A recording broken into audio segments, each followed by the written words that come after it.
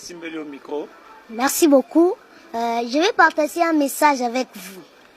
Et le message en question que Dieu m'a mis à cœur de parler avec vous, c'est de la consolation. Je vais parler des choses importantes, des thèmes importants que Dieu m'a inspiré de vous parler. La première d'abord, je vais commencer par la consolation. Ne vous inquiétez pas, la Bible déclare ceci dans les livres de Marc. La Bible déclare qu'il y avait une femme de perte de sang.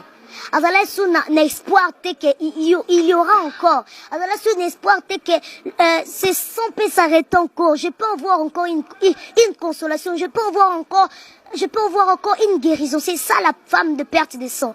Lisez la Bible bien, vous allez voir la femme de perte de sang. Il allait contacter les docteurs. Mais rien n'est changé. Lorsqu'il a contacté Jésus, il a vu une consolation nouvelle.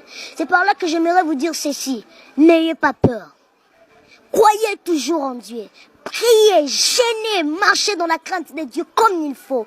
Car la Bible déclare dans les livres des Proverbes que la crainte de l'Éternel, c'est le commencement de la sagesse. La Bible n'a pas dit que la sagesse, c'est le commencement de la crainte de Dieu. Non, non, non, non. Mais la Bible dit ceci, que la crainte, ça commence d'abord par la crainte de Dieu. Et c'est par là que tu vas recevoir la sagesse. C'est un peu ça. Ayons confiance à Dieu. Ayons confiance à Dieu, car c'est le temps où Dieu doit manifester sa gloire. C'est le temps de la consolation, car tu as beaucoup pleuré. Assez de pleurer, car c'est le temps où Dieu doit te visiter. La femme de perte de sang, plus d'espoir. Mais ce jour-là, il avait réussi sa guérison. Nous allons lire aussi le livre de Jean chapitre 2. La Bible déclare ceci, les vases étaient négligés. Les 6 vases.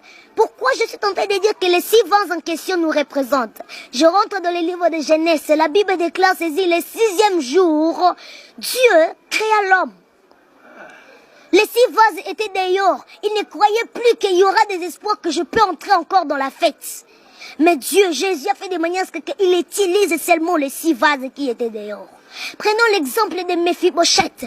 Mephibosheth, plus d'espoir, boité. Il ne pouvait plus croire que je veux manger dans la table du roi. Mais la Bible déclare à un moment donné, Dieu a rappelé à David qu'il y a un Mephibosheth que tu dois manger avec lui. C'est-à-dire que c'est le temps de la consolation, mon frère. Toi qui me suis, tu as des problèmes, appelle-nous dans le numéro qui est affiché. On va prier pour toi. Car c'est le temps où Dieu doit consoler ta vie. Alléluia. Mais Mephibosheth est dehors. Il ne pouvait plus croire qu'il y aura encore des espoirs. Car la loi disait ceci. Quelqu'un qui est aveugle, qui ne marche pas, il doit être là-bas dehors. Il ne peut pas manger avec le roi. Il ne peut pas entrer dans la fête du roi. Mais la Bible déclare ces jours-là. Il a mangé avec David. David, le roi, il a mangé avec lui. Le temps de la consolation est venu. Il ne faut plus avoir peur. Et le deuxième thème que j'aimerais parler avec vous, c'est la prière. C'est ça. Lorsque tu es dans la consolation, il faut avoir 2 choses importantes. La vie de prière. 1 Thessaloniciens chapitre 5 verset 17. La Bible déclare ceci, prier sans cesse. C'est ça. Et la Bible nous présente encore quelque chose que nous pouvons marcher avec eux, c'est la foi. La foi est une ferme assurance de choses qu'on espère, mais une démonstration d'une chose qu'on ne voit même pas. La foi est un petit mot, mais ça peut faire sortir beaucoup de choses. Lorsque tu es dans la consolation, 2 choses importantes, la vie des prières et la foi.